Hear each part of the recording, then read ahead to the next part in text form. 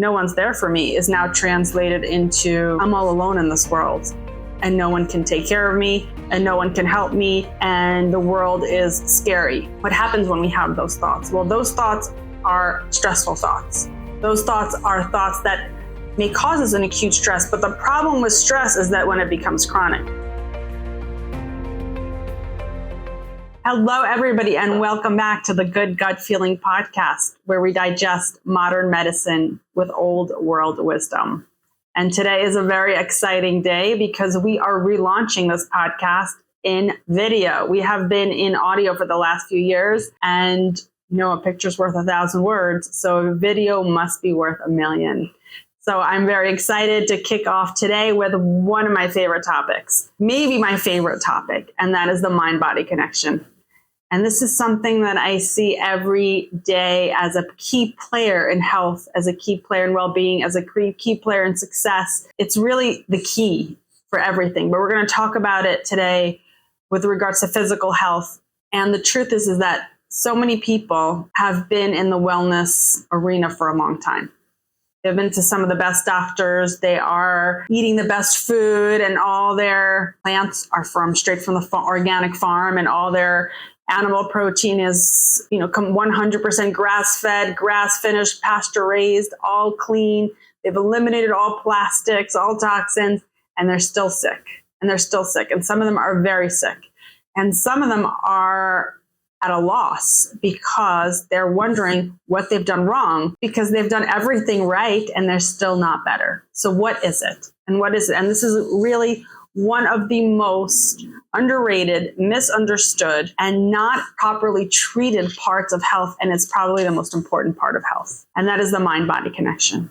So how does it work and what can we do? So the brain is connected to the body and the brain is central to the body. So there's no way we can say, doesn't matter what you're thinking, doesn't matter what's happened in your life, doesn't matter how you processed your old traumas, emotions, childhood, and that has no reflection on you today. And that's unfortunately what we're hearing in the modern world, the modern Western world. But it couldn't be farther from the truth because we all are imperfect beings in an imperfect world and have had imperfect experiences and have processed them probably in an imperfect way. And some of us have had major traumas and some of us have had minor traumas and some of us have maybe had no traumas. But remember, it's not the absolute situation that creates a problem. It is actually how we process it. So when we have an experience, especially in our childhood, we have a limited ability to use our advanced thinking to give it meaning. So many of our experiences in childhood are just internalized without a proper understanding. And it's the proper understanding that lets us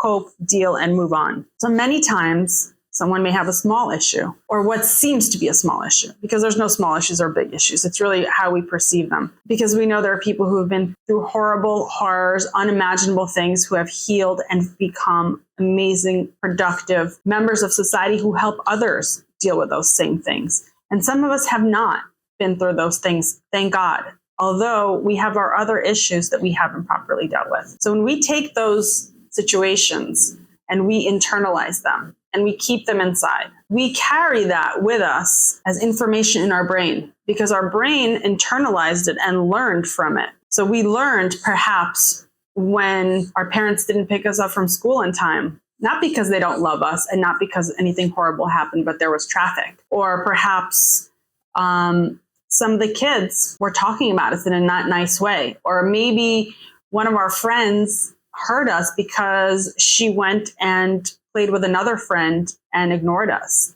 So all those things are really very, very normal things that happen, but how we perceive it can be very painful because we can look at the world after that, after we've internalized that situation as the world is a cruel place. The world is a mean place. The world doesn't care. If my parents don't come pick me up on time, I'm the last kid in school waiting for my parents, well, who's going to be there for me? And that is a thought that we create and carry. And we allow that thought that we have learned to apply to our current situation. So perhaps no one's there for me is now translated into I'm all alone in this world and no one can take care of me and no one can help me and the world is scary. What happens when we have those thoughts? Well, those thoughts are stressful thoughts. Those thoughts are thoughts that may cause us an acute stress. But the problem with stress is that when it becomes chronic, because acute stress is great. Acute stress is a survival mechanism. But when the stress becomes chronic, that is the issue. So when we internalize these negative appearing situations and we live with them and we are chronically stressed by them, perhaps, or perhaps we're not even aware we're chronically stressed. We just view the world in a certain way and we think that's normal. But that causes us discomfort emotionally. Well, our emotions are very much linked to our body parts. So according to traditional Chinese medicine, according to Ayurveda, and according to Jewish mysticism, and it's identical across the board, we store our emotions in our organs. And not only that, but those systems tell us which organs store which emotions. For example, anger is stored in the liver and fear is stored in the kidneys. So the organs themselves have a certain vibrational energy that allows them to hold these specific emotions and the opposite of them. So the opposite of fear is courage. So love is something we store in the heart, but the absence of love is the negative form of it. And the ability to give love is the positive. So all these organs have a vibrational energy that's connected to these emotions. This is just a very brief explanation of how our experiences affect us physically. When we start looking deeper and really asking questions, and this is why it's so important to really understand a patient. When you start asking these patients, well, what was your family like? And what was your childhood like? And when you ask someone, well, when you were diagnosed with X, with this particular disease that you've been told is incurable, what was happening in your life at that time? And almost always, we can always pinpoint something was majorly going wrong, or something was stressful, or something was extremely difficult. And this is already well known that even in the conventional conferences, and this is in particular something that I see in Crohn's and ulcerative colitis, my favorite topics, that autoimmunity, which Crohn's and ulcerative colitis belong to that category, but there are many autoimmune diseases, are genetic in a sense. There are certain antibodies, autoantibodies, that seem to be inherited. However, no one's born with it. So how can we explain that? How can we explain if no one's born with it, what happens? What is the trigger? And there are certainly physical triggers that can occur. Bad food, chronic antibiotics, et cetera, et cetera, et cetera. However, almost always, there's always a situation that occurs before the onset of the disease. And I've heard things from death of a family member, divorce of parents, a move, major life situations that occurred at the time that the disease process started. And it's being recognized. It's really being recognized. I'm hearing this at the conventional GI conferences. But what do we do? And what can we do?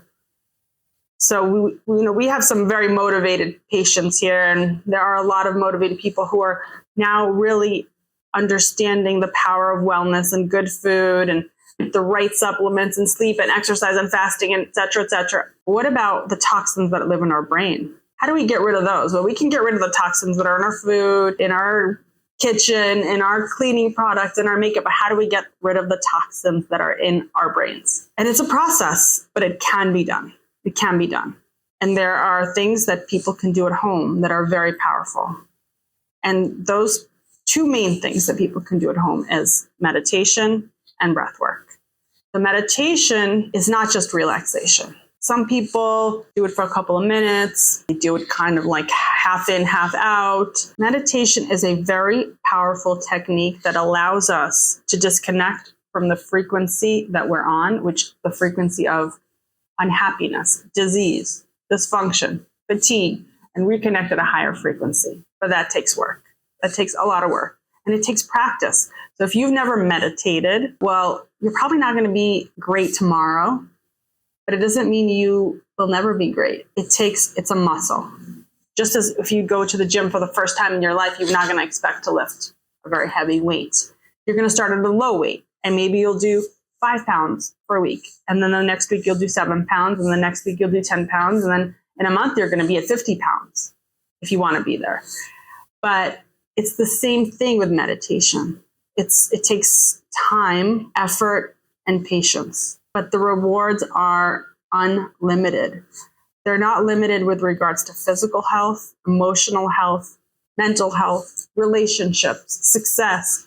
It's really the power of the mind-body connection is unlimited. The second thing is breath work. Breath work is an extremely powerful technique because the breath is the one aspect, or one function of the body that's really both unconscious, subconscious, and conscious. Because I can tell you, okay, take 3 deep breaths in a row and you can do it. I can tell you hold your breath for 10 seconds, you can do it. But if I tell you hold your breath for an hour, you can't do it. And before I told you how to breathe, you were not focused on breathing.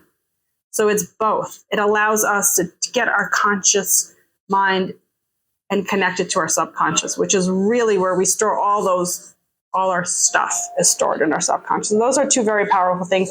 There's many breathwork techniques that I hope to do more deeply. And we have some on our audio, on the audio version that can really help people release major traumas, drug addictions, you name it. We have seen people do extremely well. Even people who have already been in the process, who have already been in the system for years, who are already eating well. Once a person starts getting their stress under control, their mind under control, which they can do, which is not something that just happens magically, it's effort. We've seen inflammatory markers go down. We've seen symptoms improve. We've seen vitality go up. It's not magic, it's work. There are many other techniques that different practitioners can do. What we do here, we do mind-body energy work. We do guided breath work. There's many different techniques. Ultimately, the goal is to raise your frequency to one where that disease cannot exist. And that takes effort. And there's physical things we can do. Exercise. Exercise is not just to build muscles. And exercise is not just to look skinny and look pretty, and we all want to do that. Exercise is a very strong player in modulating the mind-body connection, in dealing with stress, in creating health in many different ways, physically and mentally through the mind. It's a key player in dealing with stress. Exercise is a must. Sleep is a must. We must sleep. There's many factors in sleep, and I hope to talk about that soon. I hope to talk about that very soon because sleep is a vital part of both emotional health, mental health, physical health, metabolism. And sleep is not just the absolute hours, it's the quality of the sleep and the actual hours we go to sleep. And I hope to really get into that very soon in future episodes on video. And I hope to see you all next week on this weekly podcast. We're gonna be on video weekly. Join us, the Good Gut Feeling podcast, where we digest modern medicine with old world wisdom. So stay healthy, stay gutsy, and I will see you next week.